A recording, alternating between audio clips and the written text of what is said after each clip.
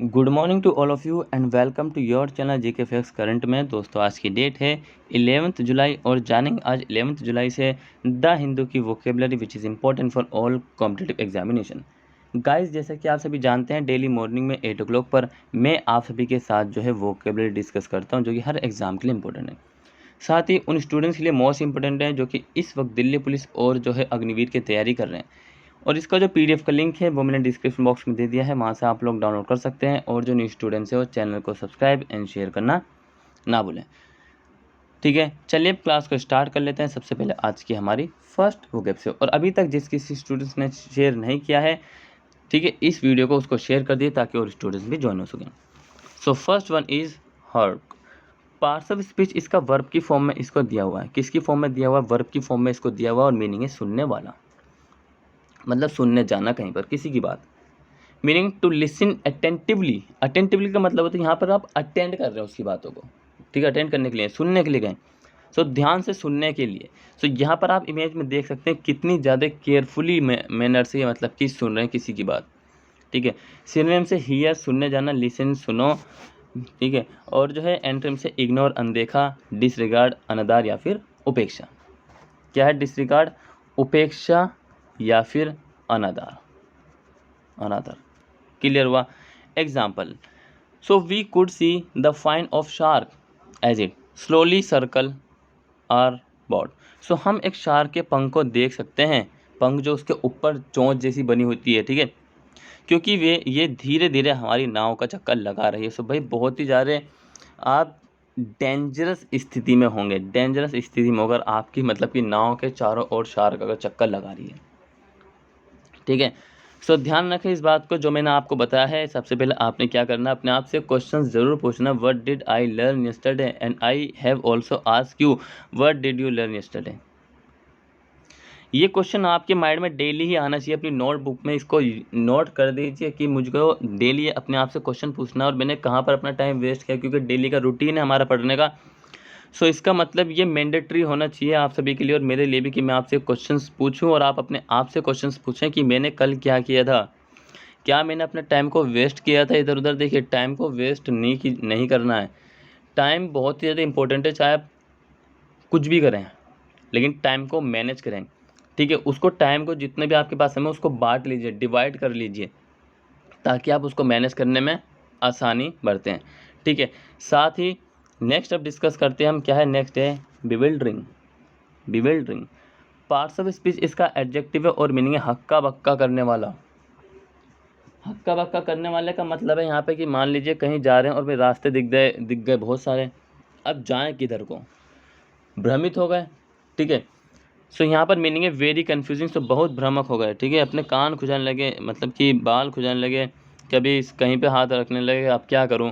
सो जैसे कि यहाँ पर आप इमेज में देख सकते हैं, इस तरीके से बोर्ड आपने इस तरीके की स्ट्रक्चर रोडों पे देखा हो कि आपको लेफ्ट जाना, राइट जाना, या फिर लेफ्ट जाओगे तो यहाँ पे इधर ये रास्ता पड़ेगा, राइट जाओगे तो ये, सीधे जाओगे तो ये। लेकिन यहाँ पर तो बहुत सारे वे दिखाए हुए हैं। अब ये इस चीज़ में मतलब कि कन्फ्यूजिंग है। सिनोनिम से पजलिंग एंड कन्फ्यूजिंग, दोनों का मतलब ही भ्रमित करना होता है, ठीक है, दोनों का मतलब भ्रमित करना होता है। और एंटोनिम से क्लियर, स्पष्ट है इस बात का कि मुझे सीधे जाना है। कॉम्प्रिहेंसिबल का मतलब होता है बोधगम्य। क्या होता है? बोधगम्य। क्लियर हुआ? Example is he repeated the words with bewildering rapidity. उसने विषमकारी गति के साथ शब्दों को दोहराया। सो यहाँ पर विषमकारी गति का मतलब है अमेजिंग स्पीड। मैं कोशिश ये करता हूँ कि आपको हर एक वर्ड चाहे वो हिंदी में लिखा हो या इंग्लिश में, उसका मीनिंग आप तक पहुँचा दूँ। आपको इस बात से मतलब कि अवेयर करा दूँ कि हाँ इसका ये मीनिंग भी हो सकता है। ज़रूरी नहीं है कि विषमकारी। देखिए कितना कहते हैं ना, इसका ट्रांसलेट बहुत गंदा होता है या डिफ़िकल्ट भी है। सो विषमकारी का मतलब होता है, विषमकारी गति का मतलब अमेजिंग स्पीड। क्लियर हुआ? सो नेक्स्ट इज, और अभी तक किसी स्टूडेंट्स ने चैनल को सब्सक्राइब नहीं किया, सबसे पहले तो सब्सक्राइब कर दीजिए और साथ ही शेयर कर दीजिए, लाइक कर दीजिए, डिसलाइक भी आप कर सकते हैं। और जो है कमेंट सेक्शन में कमेंट करके जरूर बताएं कि आपको क्लास कैसा लग रहा है, ठीक है। और साथ ही क्या करना, बी फॉर बॉल मतलब कि बेल आइकॉन प्रेस कर लेना, ताकि आपको every notification by the GK facts के द्वारा जो मतलब कि अपलोड की जाती है, नोटिफिकेशन दी जाती है, उनको आप जो है अटेंड कर सकें, आप उनसे मतलब कि नोटिफिकेशन मिस ना हो, जिससे कि आप क्लास को देख सकें। सो नेक्स्ट बात कर रहे थे हम शेटर्ड। पार्ट्स ऑफ स्पीच इसका एडजेक्टिव और मीनिंग है बिखर। Meaning physically broken into piece, emotionally defeated और डिस्प्लिटेड। शारीरिक रूप से टुकड़ों में टूट गया, भावनात्मक रूप से पराजित, निराश। क्या है? शारीरिक रूप से टुकड़ों में टूट गया, भावनात्मक रूप से पराजित या फिर निराश। सो यहाँ पर आप इमेज में देख सकते हैं किस तरीके से इनकी फीलिंग किस तरीके से डिस्ट्रॉय है, फीलिंग को किस तरीके से मतलब कि हर्ट हुआ इन्हें। सो सिनोनिम्स की बात करें, distress and unhappy. Distress and unhappy, इन दोनों का मतलब ही हम नाखुश या फिर मतलब कि मैं दुखी हूँ इससे रिलेट कर सकते हैं। और एंटोनिम्स क्या? प्लीज, पर्सन, एनहैप्पी का मतलब होता है खुश। एग्जाम्पल है, what he said made her shatter. उसने जो कहा उसने उसे चकनाचूर कर दिया। What he said made her shatter, उसने जो कहा उसने उसे चकनाचूर कर दिया। सो इसका मतलब है कि उसको क्या हुआ, उसको जो है हर्ट हुआ। क्लियर है? And next is spurred. Parts of speech इसका नाउन है, मीनिंग है उछाल। इतनी ज़्यादा दोनों में तेजी है कि दोनों एक दूसरे को मार ही डालेंगे। मीनिंग है a sudden brief burst of or increase in speed, effort, activity. गति या प्रयास, गतिविधि का अचानक संक्षिप्त फटना या फिर बढ़ना। ठीक है, यहाँ पर बता रहा अचानक से आपको इमीडिएटली गुस्सा आ गया, आप एंगर हो गए हैं अपने फ्रेंड्स किसी के भी ऊपर, जिससे कि आप कह रहे हैं उछाल आ गया और मार देंगे, उसको पीट देंगे। इमेज में देख सकते हैं। सिनोनिम्स की बात करें, इंक्रीज बढ़ना, स्टिमुलेट का मतलब होता है प्रोत्साहन करना, और इंकरेज का मतलब भी प्रोत्साहन करना होता है। ठीक है, जब आप लोग मतलब कि हमारी क्लासेस डेली देखते हैं ना, हमारी वीडियो, सो भाई हमें बहुत ही ज़्यादा इंकरेज मिलता है, हमें प्रोत्साहन मिलता है कि हमें और ज़्यादा आपके लिए काम करना चाहिए, ताकि आप अपने लाइफ में कुछ कर सकें, क्योंकि किसी के थ्रू ही कुछ कर सकते हैं। साथ ही इसको शेयर कर दिए ताकि और स्टूडेंट्स आपसे कहें कि थैंक यू बोलें आपको, जिस तरीके हम आपसे बोलते हैं कि भाई बहुत बहुत थैंक यू आप सबका, कि आपने इतने दिनों से अपने प्यार बनाए रखे हैं और साथ ही आगे भी बनाए रखोगे। एंटोनिम से डिक्रीज, घटना, ड्विंडल का मतलब होता है कम होना। Example, a great spurt of blood came out of the wound. So घाव से बहुत खून निकल आया है। A great spurt of blood came out the wound. So घाव से बहुत ज़्यादा क्या निकल आया है, आपका यहाँ पर खून निकल आया है। ठीक है, next is lull. Parts of speech इसका वर्ब है, मीनिंग है शांति काल। क्या है मीनिंग? शांति काल। To cause to rest by soothing influence, to compose, to calm. सुखदायक प्रभाव से आराम करने के लिए, रचना के लिए, शांत करने के लिए। सो यहाँ पर देखिए, एज ए मदर, हर मदर ये अपनी रिस्पॉन्सिबिलिटी निभाती है कि वो दुनिया को छोड़ देगी उसके अपने बच्चों के लिए 101%। कि देखिए उसको मतलब कि एक ऐसा स्थान की, एक ऐसा मतलब कि जब वो बच्चे को सुलाती है तो बच्चा बिल्कुल ही शांत तरीके से सोता है। एज्यूम कीजिए, हो सकता है कि कोई मेरी जो है वीडियो मदर भी देख रही हो। ठीक है, ऑल ऑफ मदर के लिए जो है अप्रिशिएट, उनकी प्रशंसा करनी चाहिए हमें कि वो अपना वक्त इस तरीके से मतलब कि निकालती हैं। एक सीरियसली बात कहूँ तो वो आपको बचपन में खुद आपको सूखे में सुला देगी और जो खुद गीले में सोना पसंद करेगी। ठीक है, सो रिस्पेक्ट करिए हर एक की। ठीक है, थोड़ी बहुत गुस्सा आ ही जाता है सबको, लेकिन रिस्पेक्ट करना कभी नहीं भूलना। ठीक है, वो आपके पेरेंट्स हैं।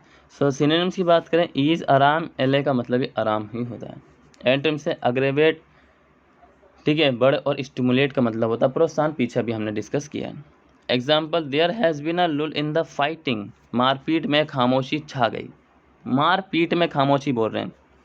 ठीक है, कितना बढ़िया एग्जाम्पल है कि मारपीट में भी खामोशी छा जाती है। So there has been a lull in the fighting. Next is bungle. Parts of speech इसका वर्ब है, मीनिंग है घपला, बहुत ज़्यादा होता है करप्शन, बहुत ही ज़्यादा है। अब बोस्ट और इनकॉम्पिटेंटली हैंडल सिचुएशन, एक असफल या अक्षम रूप से नियंत्रित स्थिति। सो इमेज में देख सकते हैं कि किस तरीके घपला करने की कोशिश कर रहे हैं। सिनोनिम से miss manage and miss handle, दोनों का मतलब कुप्रबंधन बोल सकते हैं, कुप्रबंधन या फिर अप्रबंधन। एंटोनिम से मैनेज प्रबंधन, हैंडल का मतलब होता है संभालना। Example, the whole job was a gigantic bungle. पूरा काम एक विशाल जंगल था। पूरे काम में ही क्या था? पूरे काम में ही घपला मचा हुआ था। ठीक है सर। सो नेक्स्ट बात करते हैं, देखिए हीड। पार्ट्स ऑफ स्पीच इसका नाउन है और मीनिंग है सावधानी। मीनिंग केयरफुली अटेंशन, सावधान से ध्यान देना। ध्यान देना आप सभी के लिए कि केयरफुल अटेंशन में have I attention all of you, कि आपने जो है बिल्कुल ही ध्यान से सुनना, बिल्कुल केयरफुल। पता है ध्यान से सुनने का मतलब है कि आपका आधा काम तो ऐसे ही हो गया, सुनने से बहुत ज़्यादा याद होता है। सिनोनिम से नोटिस सूचना, कंसिडरेशन सोच विचार, एंटोनिम से डिसरिगार्ड उपेक्षा या नदार overlook. Example, she leaned her head on his shoulder, उसने अपना सिर उसके कंधे पर टिका दिया। ठीक है, क्या किया है, she leaned her head on his shoulder, उसने अपना सिर उसके कंधे पर टिका दिया। ठीक है, सो भाई आज की जो हमारी वोकैब की क्लास थी वो यहीं तक थी। उम्मीद करता हूँ कि आप सभी क्लास अच्छी लगी, साथ ही आपने कुछ न्यू सीखा और जो है इंटरेस्टेड क्लास थी ये, क्योंकि डेली हम जो है न्यू ही वर्डों को यूज़ करते हैं। और अभी तक जिस किसी स्टूडेंट ने चैनल को सब्सक्राइब नहीं किया तो सबसे पहले तो सब्सक्राइब कर दीजिए, और साथ ही डेली जितनी भी वीडियोस आती हैं, जितनी भी क्लासेस आती हैं, उन सबको वॉच करना नहीं भूलना। देखिए खिचड़ी सी बन गई यहाँ पे सिर्फ आपको बताने के लिए, कोई बात नहीं। ठीक है, सो मिलेंगे नेक्स्ट क्लास में, तब तक के लिए till then take care, all the best, have a nice day sir. मिलेंगे नेक्स्ट क्लास में जल्दी।